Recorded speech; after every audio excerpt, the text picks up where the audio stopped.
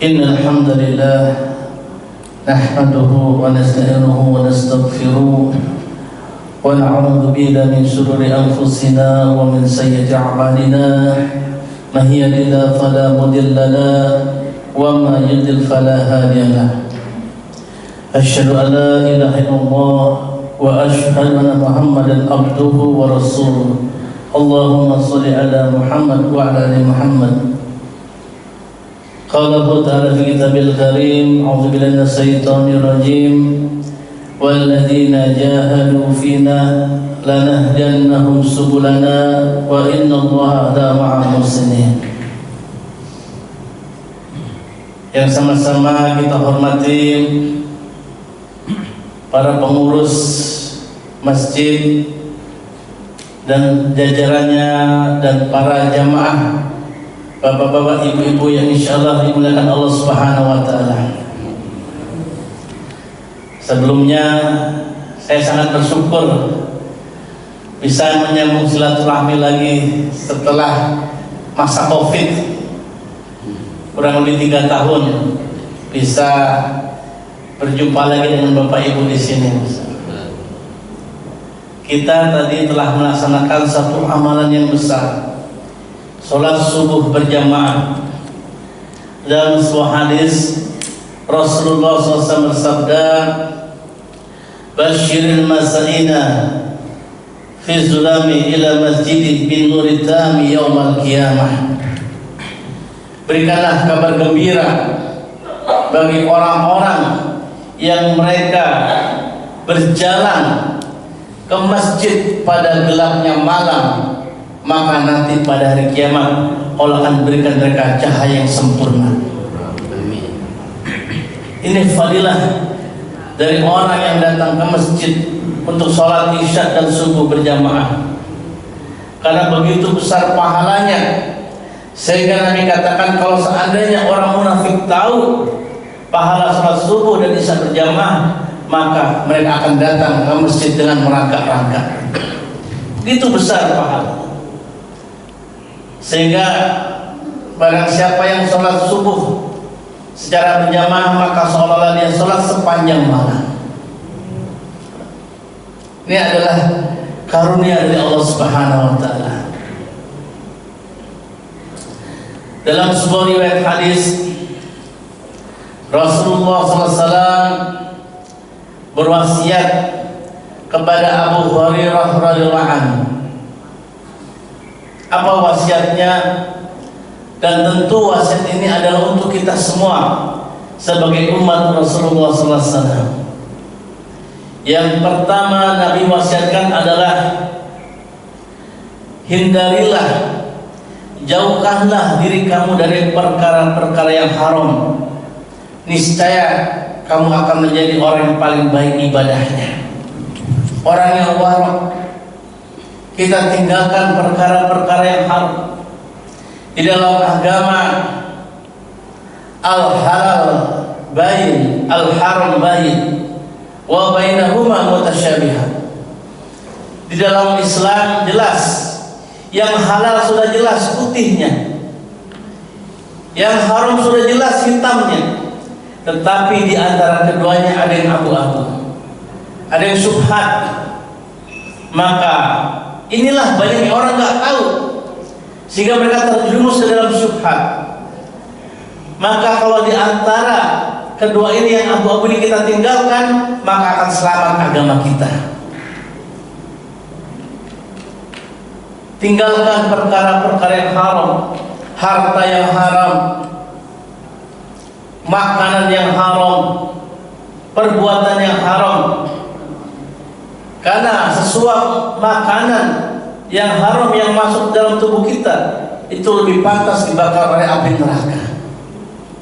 Pernah suatu saat Nabi melihat seseorang datang, seolah-olah dia habis perjalanan jauh,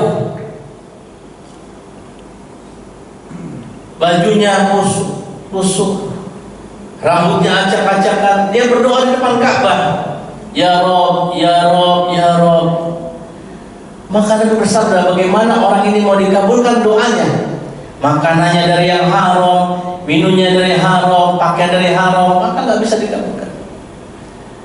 Maka bisa jadi ada doa-doa yang belum dikabulkan oleh Subhanahu wa Ta'ala. Mungkin kita tidak sengaja ada sesuatu yang masuk dalam tubuh kita yang sifatnya syubhat tadi. Maka ulama katakan kalau kita mau selamat maka tinggalkan yang syubhat, cari yang aman sudah. Banyak sekarang khilaf di antara para ulama, yang ini membolehkan, ini tidak membolehkan, yang ini halal, ini haram, ya. Maka bagaimana supaya kita selamat? Tinggalkan yang khilaf, ya, supaya kita aman selamat.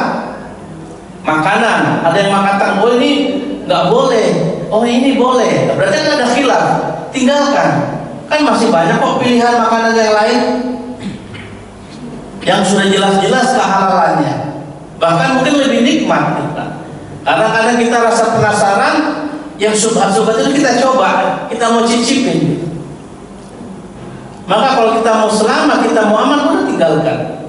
Minuman juga seperti itu, termasuk dalam keseharian kita, di dalam kita bekerja, di dalam kita berinvestasi, di dalam kita berbisnis.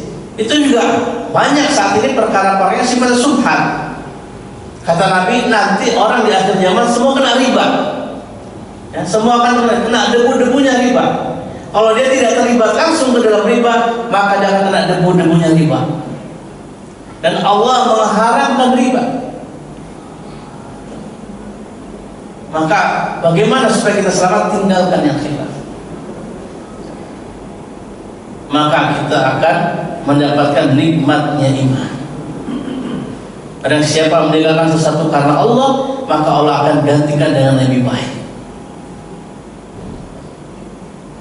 Maka nikmatnya iman ini kita akan bisa rasakan, lezatnya ibadah, nikmatnya doa, jika kita menjaga dari apa yang kita makan, dari apa yang kita minum, dari apa yang kita lakukan. Pandangan mata kita sekarang, Masya Allah, di media sosial begitu banyak lintasan-lintasan perkara-perkara yang membuat pikiran kita tuh kemana-mana. Sengaja tidak sengaja, sadar tidak sadar, iklan berdatang. Maka kalau kita ada kekuatan, kita langsung scroll gitu. Tapi tidak sedikit di antara kita yang mau tahu. Nah itulah yang bahaya. Maka kalau kita mau selamat, tinggalkan yang sifatnya subhat. Yang abu-abu ini banyak yang tidak tahu. Maka kalau kita berinvestasi, kita berbisnis, atau kita mau bekerja, sebelum kita laksanakan, kita tanya dulu sama ulama. Bertanya kepada orang yang paham, ini yang saya lakukan sesuai syariat atau tidak, ini halal atau haram. Jadi agama kita selamat. Maka sampai ada orang mengatakan, sekarang zaman sudah susah, jangankan yang halal, yang haram aja susah. Nah, itu kan bukan perkataan orang beriman. Jelas-jelas yang halal pasti lebih mudah, yang haram itu malah susah. Kalau ketangkep digebukin, ya, kita ketahuan korupsi ditangkap KPK seperti itu. Nah, maka inilah yang saat ini menjadi ujian buat kita. Di depan mata kita apapun itu semuanya ada subhat. Dari makanan, dari bisnis kita, investasi, semua. Maka kalau kita mau aman, tanya kepada orang yang tahu. Setelah kita yakin bahwa itu betul sesuai dengan syariat, itu halal, baru kita melangkah, baru kita ambil. Maka kita menjadi orang yang paling baik ibadahnya. Karena meninggalkan sesuatu yang dilarang agama itu lebih utama. Takwa yang paling utama bukan kita melaksanakan ketaatan, tapi takwa yang paling utama kita meninggalkan perkara-perkara yang dilarang oleh Allah Subhanahu wa Ta'ala. Itulah takwa yang paling utama. Kalau melakukan amal soleh, Pak, semua bisa, Pak. Sholat, baca Quran, sedekah, semua bisa. Tapi meninggalkan yang haram itu berat.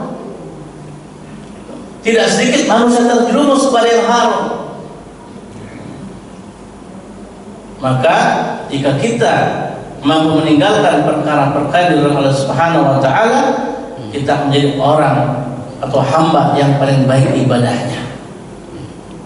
Yang kedua, nasihat Nabi kepada Abu Hurairah adalah ridholah kepada Allah dengan apa yang sudah diberikan kepada dirimu. Sifat qanaah. Nah, sifat qanaah dalam agama kita harus banyak-banyak bersyukur dengan nikmat yang Allah berikan pada diri kita. Maka syukuri yang ada, jangan cari yang nggak ada. Ya, misalnya ini dihidangkan air putih, ya udah nikmati, alhamdulillah. Jangan, waduh ini kok ada kopi enaknya. Ini kita nyari yang nggak ada, maka kita nggak akan bahagia. Jadi bahagia nggak usah dicari, kita yang ciptakan, nikmati yang ada. Kadang kita membayangkan yang nggak ada, ya. Padahal Allah sudah banyak berikan kita kenikmatan, tapi banyak kita melihat di media sosial tuh Pak. Waduh, dia enak ya, jalan-jalan terus. Dia enak ya, satu keluarga umroh. Dia enak ya, beli mobil baru. Kita nggak tahu Pak di belakang seperti apa itu. Orang Jawa bilang sawang sinawang, fata morgana. Ya. Maka kurangilah kita melihat nikmat Allah berikan kepada orang lain sehingga kita merasa bersyukur. Kalau kita melihat di atas terus, kapan kita bersyukurnya? Nah, maka yang naik motor, syukuri alhamdulillah bisa nyoba. Jangan yang lihat naik mobil. Ya. Kita naik motor di lampu merah, lihat orang pakai mobil, aduh enak pakai mobilnya, kapan saya punya mobilnya? Akhirnya kita nggak bersyukur, padahal motor kita sudah bagus. Ya. Naik mobil juga begitu ya, naik mobil syukuri, aduh alhamdulillah bisa naik mobil, nggak kehujanan, nggak kepanasan. Jangan lihat, aduh kapan saya punya Alphard ya, nggak bersyukur akhirnya. Yang naik motor juga begitu, lihat yang bawa naik sepeda, dia mesti di kayu dulu, baru dia bisa jalan. Yang naik sepeda juga bersyukur, karena lihat yang berjalan kaki, sehingga ada rasa syukur kalau kita selalu melihat yang di bawah kita untuk perkara-perkara dunia. Yang di jalan kaki pun lihat, yang di kursi roda itu mesti dorong dulu. Yang di kursi roda pun juga bersyukur daripada yang koma di ICU. Jadi terus kita lihat ke bawah kita untuk perkara-perkara dunia. Untuk para akhirat kita lihat yang di atas kita, yang lebih soleh, lebih banyak sholatnya, lebih banyak sodakonya, lebih banyak sholat malamnya, lebih banyak hafal Qur'annya, itu seperti itu. Untuk perkara dunia kita Nabi lihat di bawah kamu sehingga kamu akan ada rasa syukur di diri kamu. Kita sudah merasa memiliki segala-galanya, kata Nabi. Kalau kamu bangun di pagi hari dalam keadaan aman, ya, tidak ada urusan dengan orang, punya makanan sampai nanti malam, kamu sudah mendapatkan dunia, kata Nabi. Apalagi yang kita cari, karena kita besok urusan Allah. Maka sifat qanaah ini paling penting dalam kehidupan kita. Sehingga banyak orang tidak qanaah, akhirnya dia ambil jalan pintas dengan korupsi, dengan manipulasi. Ini kenapa? Karena tidak qanaah, tidak merasa bersyukur dengan apa yang sudah ada, sehingga dia ingin lebih. Kata Nabi, manusia tidak akan puas. Walaupun dia punya satu gunung emas, maka dia pengen gunung emas yang kedua. Punya gunung emas kedua, pengen gunung emas ketiga. Nggak akan puas sampai ditutup sama tanah, sampai dikubur baru dia. Kalau seperti itu kan susah. Maka syukuri apa yang ada. Maka kita akan menjadi orang yang paling qanaah, paling ridho dengan pemberian Allah Subhanahu wa Ta'ala. Dan kalau kita bersyukur, la in syakartum la azidannakum wa in kafartum inna adzabi lasyadid. Kalau kamu bersyukur, Allah akan tambah nikmat itu.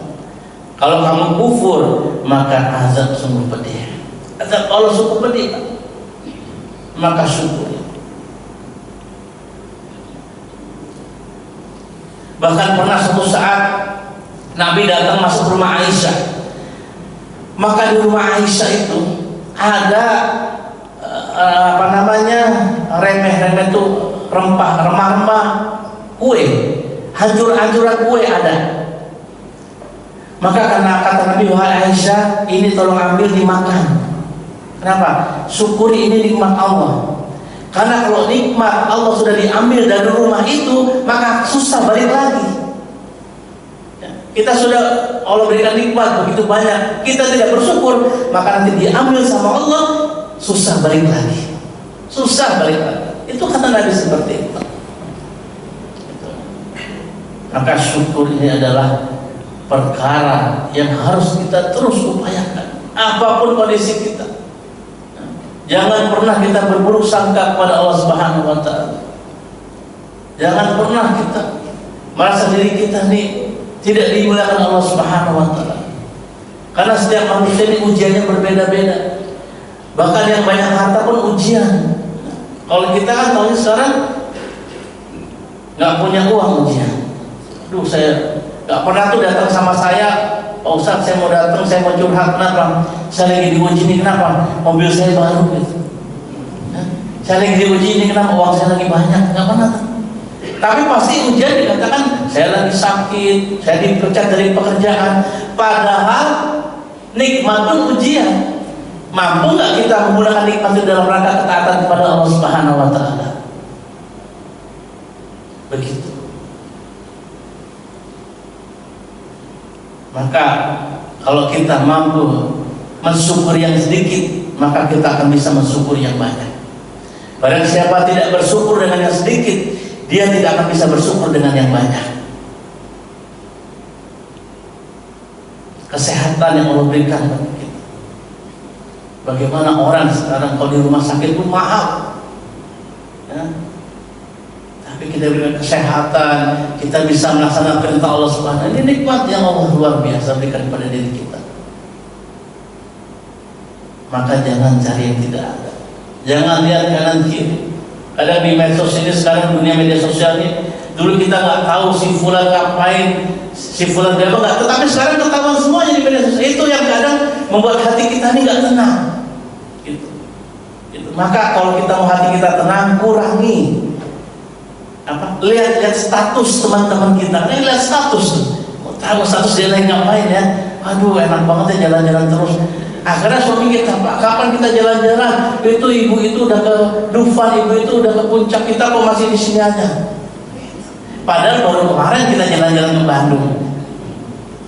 Itu karena medsos gitu. Maka kalau kita belum bisa memanage hati kita, maka kurangi lihat media sosial, kurangi lihat status-status teman-teman kita. Ya kita lihat medsos ya, mungkin ada kajian, mungkin ada ceramah, ya, atau artikel-artikel yang sifatnya mendidik, itu boleh saja. Ya, supaya hati kita ini tidak dikotori dengan hal seperti itu. Nanti maaf kalau kita tidak bisa menjaga hati kita, jatuhnya nanti hasad kita. Wah, dia nih bisa pergi kemana? Oh, mungkin duitnya juga mungkin itu duit kantor, ya mungkin dia pakai uang arisan, akhirnya jadi hasad seperti itu, jadi buruk sangka. Gitu. Maka penting rasa syukur dalam diri kita yang paling penting. Yang ketiga, nasihat Nabi kepada Abu Hurairah adalah berbuat baiklah kepada tetangga, maka kamu akan menjadi mukmin yang sejati. Nah sekarang kita lihat banyak perkara tetangga berantem di Medan, itu disiarkan sekarang. Kalau kan ada apa-apa kan di videoin viral. Tetangga setiap hari rumahnya disiram kotoran, tetangga ditinggikan bangunannya, kan sekarang kelihatan tuh. Maka orang yang paling baik itu orang yang paling baik terhadap tetangganya. Maka Nabi bersabda, barang siapa beriman kepada Allah dan hari akhir, maka hendaklah dia berbuat baik kepada tetangganya. Bahkan begitu sering Malaikat Jibril alaihissalam berwasiat kepada Nabi untuk berbuat kepada tetangga, maka Nabi katakan seolah-olah seperti tetangga ini dapat warisan, karena begitu seringnya nasihat-nasihat itu. Ya. Man kana yu'minu billahi wal yawmil akhir falyusin jarah. Man kana yu'minu billahi wal yawmil akhir falyukrim dha'ifa. Wa man kana yu'minu billahi wal yawmil akhir falyaqul khair aw yasmut. Dan siapa yang beriman pada Allah dan hari akhir, adalah dia berbuat baik kepada tetangganya. Barang siapa yang beriman kepada Allah dan hari akhir, adalah dia memuliakan tamunya. Dan barang siapa beriman pada Allah dan hari akhir, dan berkata baik atau diam, maka kita berbuat baik kepada tetangga. Ini termasuk kesempurnaan iman. Kesempurnaan iman kita. Seorang laki-laki datang kepada Nabi, wahai Nabi, bagaimana supaya diri saya ini orang baik, bahwa saya sudah berbuat baik, dan bagaimana supaya saya tahu bahwa diri saya ini berbuat buruk? Maka kata Nabi, tanya kepada tetangga kamu. Kalau tetangga kamu bilang kamu orang baik, berarti kamu telah berbuat kebaikan. Tapi kalau tetangga kamu bilang kamu orang yang tidak baik, berarti kamu telah berbuat yang tidak baik. Seperti itu. Maka kalau kamu mau tahu diri kita, Pak, kita ini termasuk orang baik apa? Tanya tetangga, Pak. Tanya tetangga, Bu. Ya. Kalau tanya kepada keluarga kita, pasti ada orang datang bertamu ke rumah kita, tanya, nah, gimana? Tanya sama anaknya, bapak baik gak? Pasti lagi bilang, oh bapak baik. Tanya sama istrinya, Bu, bagaimana suami? Oh baik. Tapi tahu, coba tanya kepada tetangga. Nah, mungkin kita ngirim orang, ya, kita ngirim orang pura-pura, ya, saudara kita jauh atau siapa, coba tanya dong tetangga kanan kiri saya, tanya kira-kira saya gimana. Ya. Kalau tetangga kita bilang kita orang baik, berarti kita orang baik. Sudah pernah nggak Bapak Ibu ngetes begitu? Ya. Suruh orang tanya tetangga, coba dites kira-kira kita udah baik belum nih sama tetangga kita. Ya. Ya. Maka karena Nabi kepada Aisyah, wahai Aisyah, kalau kamu buat sayur perbanyak kuahnya, bagi-bagi tetangga. Jangan sampai tetangga kita ini rumahnya, kita punya bangunan, kita tinggikan bangunannya sehingga tetangga kita terhindar dari sinar matahari. Tetangga kita tidak akan dapat angin, dapat udara, ya. Memang mungkin tetangga kita hak-hak kita, tapi ada etika bertetangga, ada bertetangga. Ya. Kalau kita beli buah-buahan, maka berikan tetangga kita. Kalau kelihatan, berikan. Bagi-bagi. Jangan bagi-bagi tiba-tiba di depan tong sampah kelihatan aja kulit durian. Nggak dibagi tetangganya. Ya. Kalau kita punya anak, punya mainan, kalau keluar jangan sampai anak tetangga melihat sehingga dia sedih, ya saya nggak punya mainan. Sampai begitu Nabi mengajarkan. Maka apa kata Nabi? Barang siapa yang dia tidur dalam keadaan kenyang, tapi tetangganya tidur dalam keadaan lapar, maka dia bukan golongan kami, kata Nabi. Siapa itu tetangga kanan, kiri, belakang, depan kita? Bahkan ada ulama mengatakan yang dinamakan tetangga yang punya hak sama kita 40 rumah ke kanan, 40 rumah ke kiri, 40 rumah ke depan dan ke belakang. Itu tetangga yang harus kita tunaikan hak. Apalagi kalau berdempet-dempetan rumahnya. Sehingga kalau kita bingung, kita dapat undangan, sedangkan waktu kita itu sedikit, mana yang harus kita datangi? Maka yang kita utamakan, kata Nabi, yang pintu rumahnya paling dekat dengan pintu rumah kamu. Dan tetangga kita pun yang bukan orang muslim punya hak juga, ya. Kata Nabi, seseorang tetangga punya hak. Orang yang dia bukan orang beriman tapi tetangga kita, maka dia punya satu hak. Hak sebagai tetangga yang harus kita tunaikan, kita muliakan, kita berbuat baik sama dia. Kalau kamu punya tetangga orang beriman tetapi bukan keluarga kamu, bukan kerabat kamu, maka dia punya dua hak. Hak sebagai kerabat dan hak sebagai tetangga. Kalau kamu punya tetangga orang beriman dan dia saudara kamu, maka dia punya tiga hak. Hak sebagai tetangga, hak sebagai orang beriman, dan hak sebagai saudara kamu. Maka semua punya hak yang harus kita tunaikan. Dan termasuk berbuat baik kepada tetangga adalah kita sabar dengan kelakuan yang baik dari tetangga kita. Kita sabar. Ada satu kisah Imam Hasan Al-Basri, ya, tinggal di dalam sebuah riwayat dikisahkan bahwa tinggal di suatu mungkin seperti flat, ya, di atas itu tinggal orang Nasrani, di bawah Sayyid Hasan Basri. Maka mungkin karena fondasi atas itu tidak bagus, sehingga air dari kamar mandi orang yang tinggal di atas itu merembes sampai ke bawah, sampai ke rumah Syekh Hasan Al-Basri.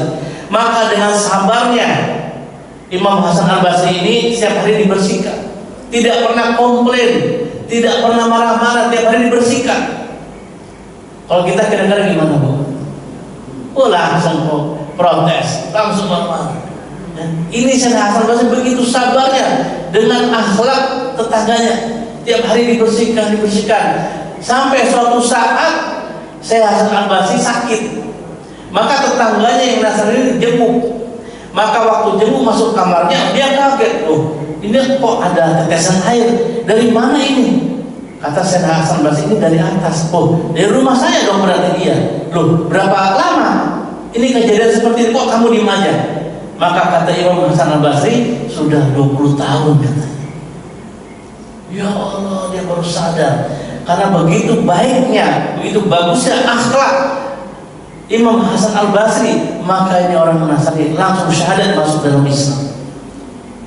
Dakwah dengan perbuatan seperti mencontohkan bagaimana sifat orang Islam. Yang begitu dia berbuat baik pada tetangga, sampai dia begitu sabar dengan perbuatan buruk tetangga. Maka kita coba perbaiki hubungan dengan tetangga kita. Maka itu adalah orang yang paling dekat dengan kita, tetangga. Kalau kita ada urusan apa-apa, bukan saudara jauh yang menolong kita, tapi tetangga kita. Maka kata Nabi, bagaimana supaya timbul rasa mahabbah? Afsus salam bainakum, sebarkan salam di antara kalian. Ketemu tetangga kita salam, kita senyum, ya, dan saling memberi hadiah, saling memberikan hadiah, sehingga akan timbul mahabbah. Ya, kirim-kirim makanan, jangan anggap sepele. Itu, walaupun kita hanya mengirim mungkin hanya kue-kue kecil, tapi kita itu akan mendatangkan rasa mahabbah. Perbaiki hubungan tetangga, maka kita menjadi orang yang paling mukmin sejati. Yang keempat, nasihat Nabi kepada Abu Hurairah adalah harapkanlah kebaikan kepada orang lain sebagaimana kamu ingin mendapatkan kebaikan. Kita ingin dapat kebaikan, maka bagaimana kita harapkan saudara kita juga dapat kebaikan. Tidak sempurna iman kita sebelum kita cinta kepada saudara kita seperti diri kita cinta kepada diri kita sendiri. Kita tidak mau dapat musibah, maka juga kita jangan sampai senang melihat saudara kita dapat musibah. Ya. Kadang kalau orang tidak bisa menjaga hati, ada orang ganti mobil, kita yang sakit hati. Wah, jadi nggak tenang. Loh, kenapa begitu? Ya. Harusnya kan kita ikut senang. Maka ulama katakan, barang siapa yang dia senang saudara yang mendapatkan nikmat, maka nikmat itu akan juga datang pada dirinya. Kita senang orang pergi umroh, alhamdulillah saya doain, maka insya Allah kita akan berangkat umroh. Kita senang tetangga kita beli rumah baru, maka insya Allah kita juga akan bisa beli rumah baru. Tapi seandainya sebaliknya, jika kita tidak senang dengan nikmat yang Allah berikan kepada orang lain, maka sampai mati nikmat itu tidak akan datang pada diri kita. Maka timbulkan rasa kita juga ikut senang kalau ada orang yang dapat nikmat. Jangan dibalik, ada orang dapat nikmat kita yang merasa sedih, ada orang dapat musibah kita merasa senang. Wah, syukurin deh, habis dia sombong sih mentang-mentang di mobil baru seperti itu. Jangan. Kita harus kata Agim manajemen kolbu. Ini paling penting saat ini. Paling penting saat ini manajemen kolbu. Bagaimana memanage hati kita ini supaya tidak timbul sifat hasad, buruk sangka seperti itu. Kita senang mendapatkan nikmat-nikmat dari Allah. Kalau ada saudara kita belum dapat nikmat, doakan. Ya. Maka ada Ustaz Ari Ginanjar itu mengajarkan kepada kita, setiap ada orang doakan, lihat ada orang jualan, doain, ya Allah mudah-mudahan laris. Kita lagi jalan di rumah sakit, ada orang sakit, ya doakan, ya Allah mudah-mudahan sembuh. Ya.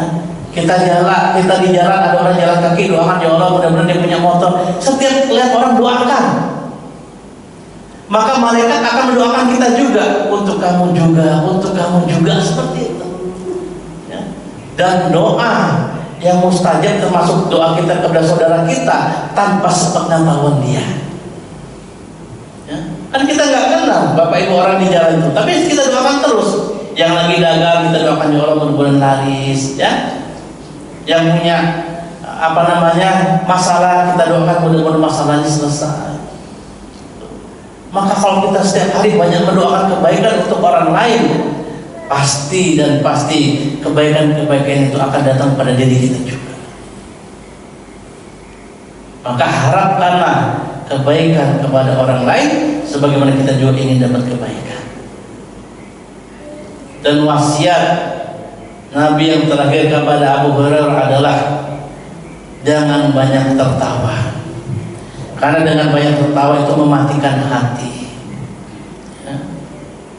Maka Nabi bersabda kepada para sahabat, kalau seandainya kalian tahu apa yang saya tahu, maka kalian akan lebih banyak menangis daripada tertawa. Bukan tidak boleh kita menghibur diri, bukan tidak boleh kita tertawa, tapi Nabi tidak pernah tertawa terbahak-bahak.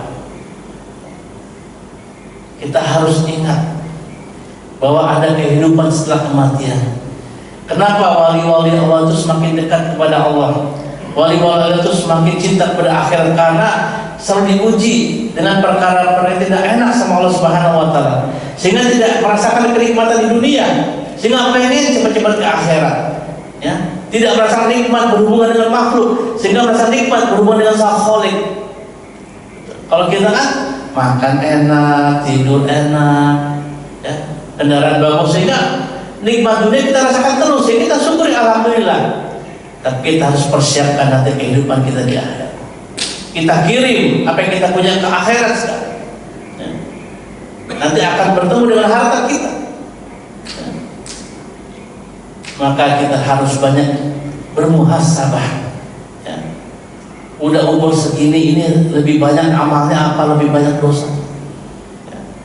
Maka kata Nabi, barang saya sudah masuk umur 40 tahun tapi tidak condong kepada akhirat, maka susah nanti. Susah. Ya mungkin ada 1-2 orang yang dia diberikan hidayah sama Allah, orang spesial ya, umur 60-70 dapat hidayah. Tapi kata Nabi umur 40 tahun ini baru meternya. Ya.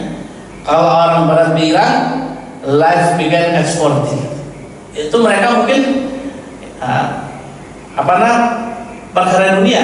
Tapi dalam Islam Nabi katakan kalau sudah umur 40 tahun adalah kita lebih giat ibadah, lebih banyak persiapan kepada akhirat. Karena sekarang juga banyak orang yang meninggal usia di bawah 40 tahun, sangat banyak. Tidak ada sakit, tidak ada gejala apa-apa, tiba-tiba meninggal dunia. Itulah harus kita persiapkan. Karena kematian la yastakhiru sa'atan wa la yastaqdimun. Kalau sudah ada ajal datang pada diri kita, maka tidak bisa maju sesaat atau mundur sesaat. Dia akan datang on time. Siap tidak siap, mau tidak mau, dia akan datang. Karena ajal datang tidak mengenal tua. Ya? Kalau orang meninggal dunia tidak harus sakit dulu, tidak harus tua dulu, tidak harus ada tanda-tanda. Maka orang yang paling cerdik adalah mempersiapkan kematian sebelum datangnya kematian. Kata Nabi, barang siapa 1 hari ingat mati 20 kali, pasti dia masuk surga. Minimal kita lagi sholat ingat mati. Kata Nabi, kalau kamu sholat, maka asumsikan sholat kamu ini sholat terakhir, sholat yang khusyuk. Kenapa? Mungkin setelah itu kita meninggal dunia. Maka perbanyaklah kita menangisi dosa-dosa kita. Perbanyak kita bermuhasabah. Ya. Hisablah diri kita sebelum nanti dihisab. Ya. Maka pernah Nabi mendoakan kepada Aisyah, ya, supaya Aisyah itu diampuni dosa-dosanya, sehingga Aisyah senang. Ya. Maka Aisyah ditanya sama Nabi, Aisyah kenapa kamu begitu senangnya? Ya gimana saya nggak senang? Nabi mendoakan saya ini dosa-dosa apa pasti dikabul sama Allah. Ya saya pasti senang. Maka kata Nabi apa? Wahai Aisyah, ketahuilah bahwa doa itu juga akan aku panjatkan setiap sholat untuk umatku. Kenapa? Kalau kita tidak didoakan sama Nabi, kita dihisab benar-benar hisab, maka kita pasti dan pasti lebih banyak dosa daripada pahalanya. Maka kita minta supaya dihisab dengan hisab yang mudah. Kalau kita dikalkulasi nih, nanti umur kita 60-70 tahun, dihitung-hitung dengan cermat sama Allah, dihitung, dihisab, kira-kira banyakkan dosanya atau pahalanya?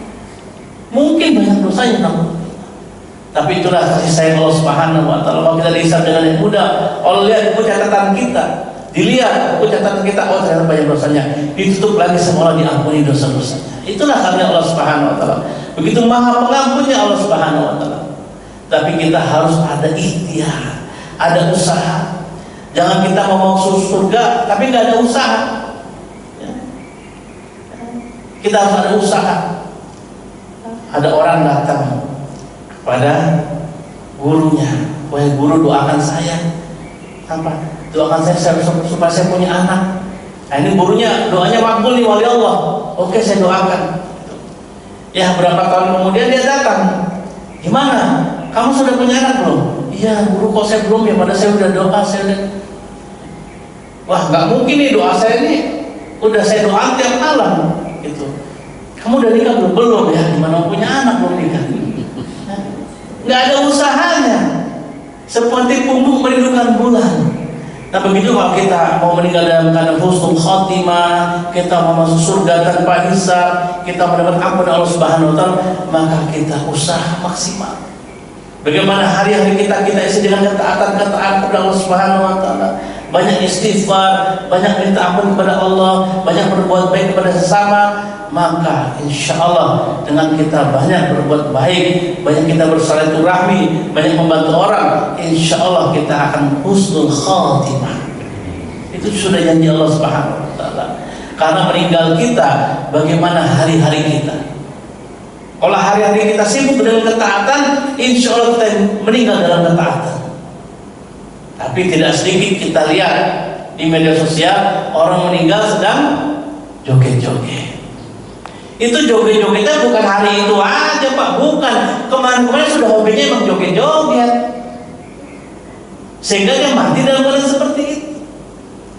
Dan tidak sedikit kita lihat orang yang meninggal sedang sholat, sedang khotbah Jumat. Kenapa? Itu khotbah Jumat, itu sholat bukan pada waktu itu aja. Emang sudah bertahun-tahun khotbah Jumat, emang sudah bertahun-tahun sholat jadi imam, sehingga meninggal dalam keadaan seperti itu.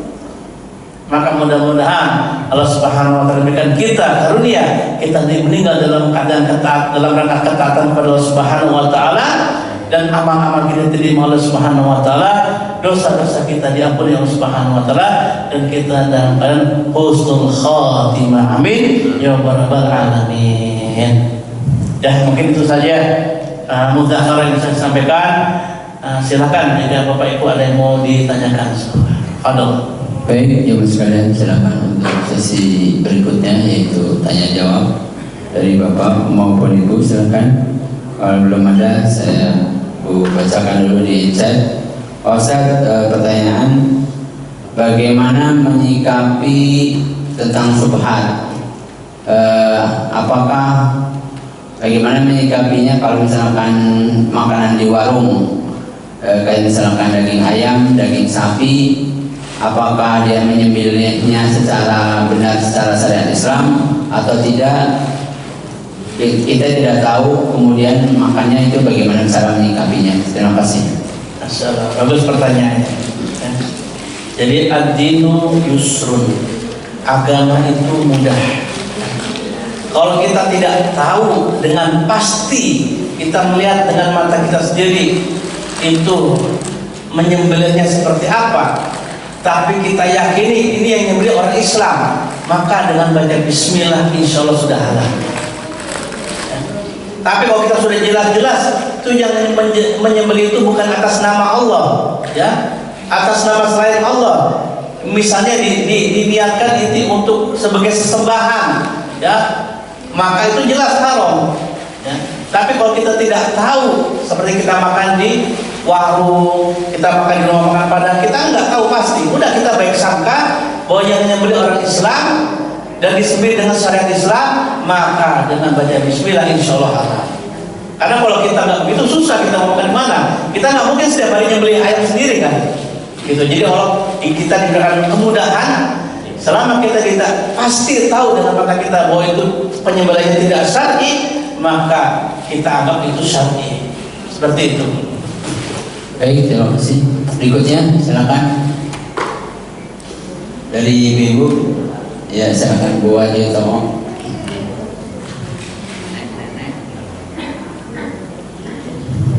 Assalamualaikum warahmatullahi wabarakatuh. Waalaikumsalam warahmatullahi wabarakatuh. Pak Ustaz, tadi yang dimaksud sifat qanaah itu apakah apa gitu tadi mengenai pembicaraan tadi? Assalamualaikum warahmatullahi wabarakatuh. Waalaikumsalam warahmatullahi wabarakatuh.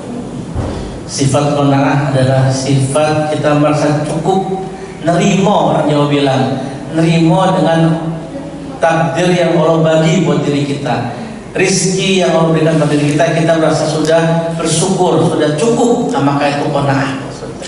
Kita nggak pengen lebih, kita nggak iri dengan orang yang diberikan sama Allah kelebihan daripada kita. Nah, jadi kita merasa ya alhamdulillah, syukurin. Betul-betul kita merasa cukup dengan Allah yang sudah berikan, itulah sifat qanaah. Dan sifat qanaah inilah yang nanti akan menghasilkan rasa syukur tadi. Nah, dengan kita mensyukuri yang Allah berikan, maka kita bisa bahagia. Bahkan nikmat itu akan mendatangkan barokah. Ya, suatu nikmat akan itu barokah kalau kita bersyukur kepada Allah. Maka akan ada namanya ziyadatul khair, karena kebaikan-kebaikan yang bertambah. Gitu, seperti itu. Itu begitu. Baik. Berikutnya lagi Ibu ada. Kalau nggak saya bacakan lagi di chat. Ada, silakan.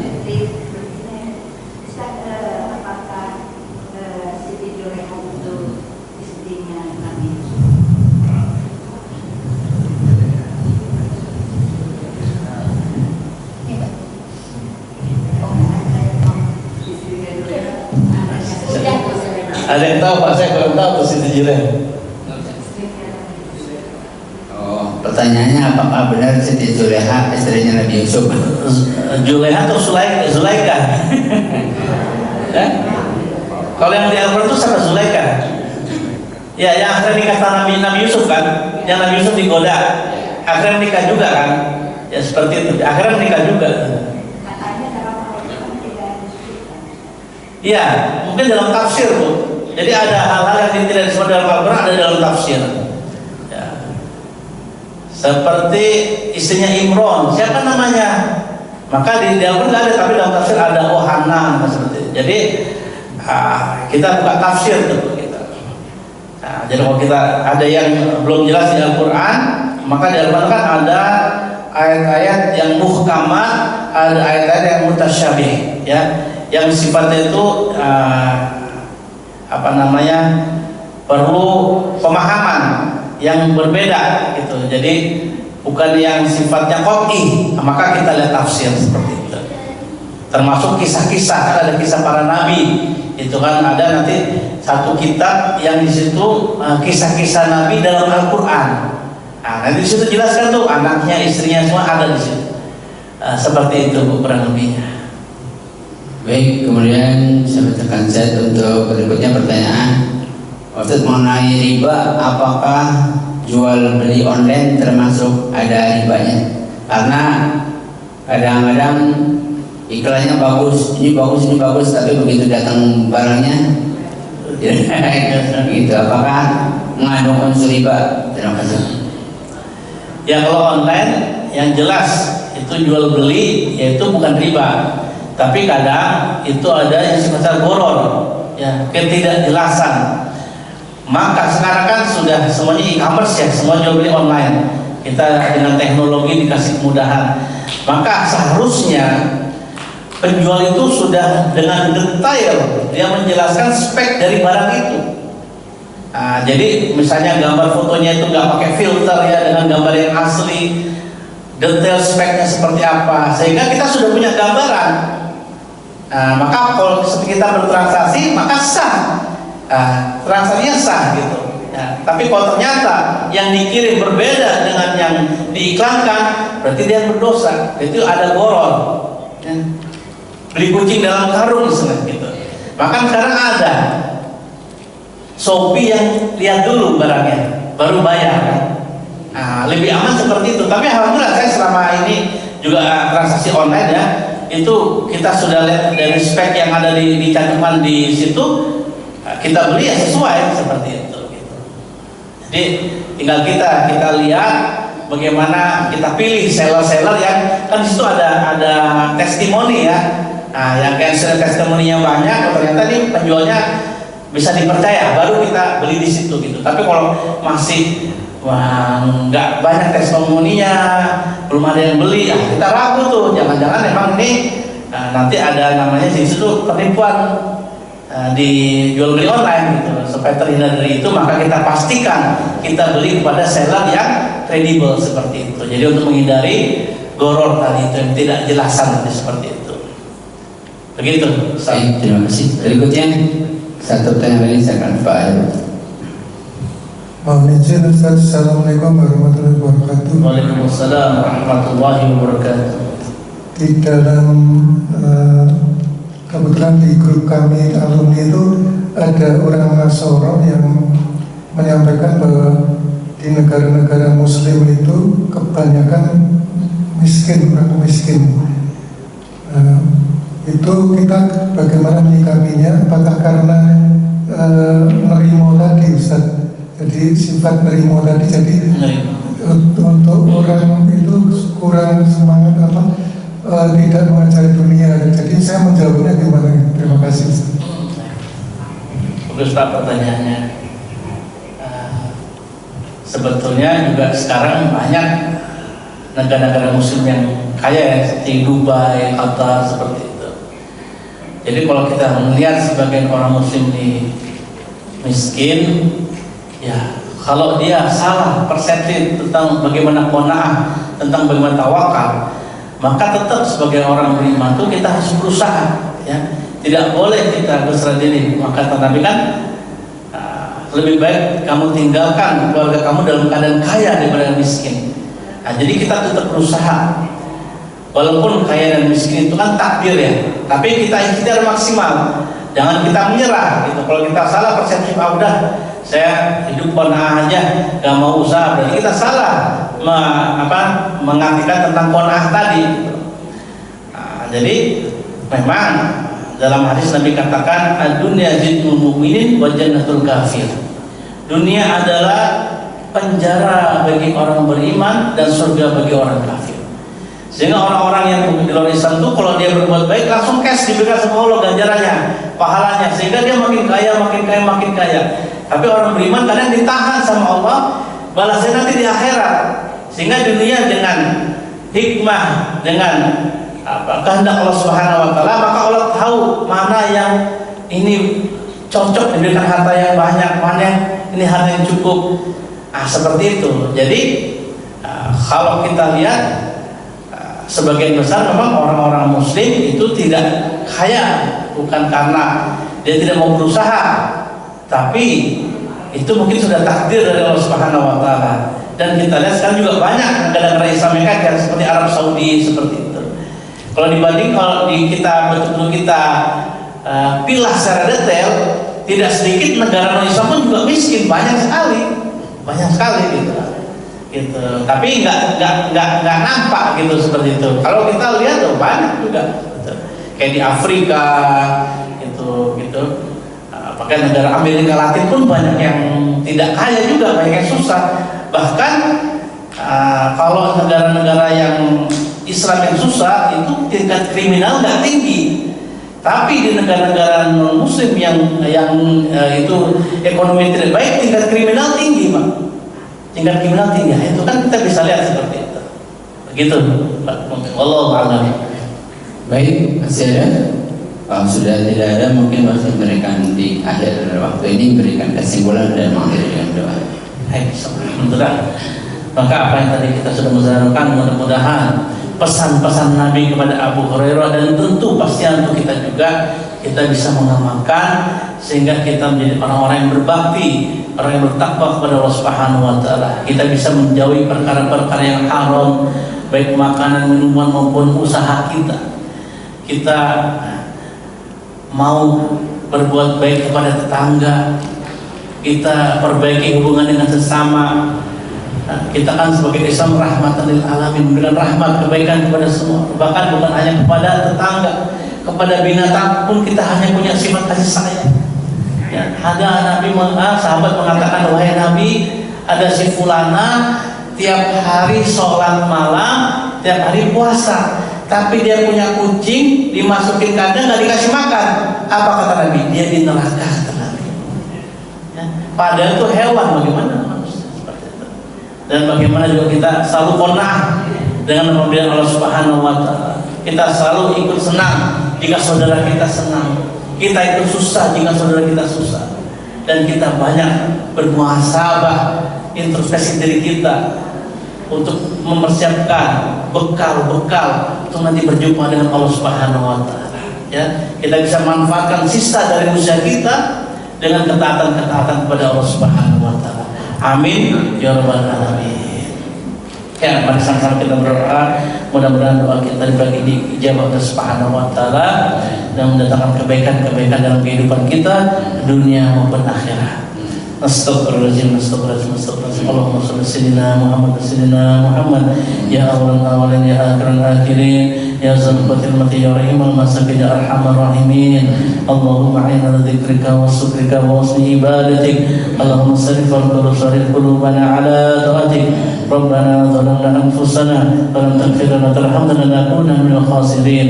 ربنا تقبل منا إنك أنت السميع العليم وتب علينا إنك أنت التواب الرحيم.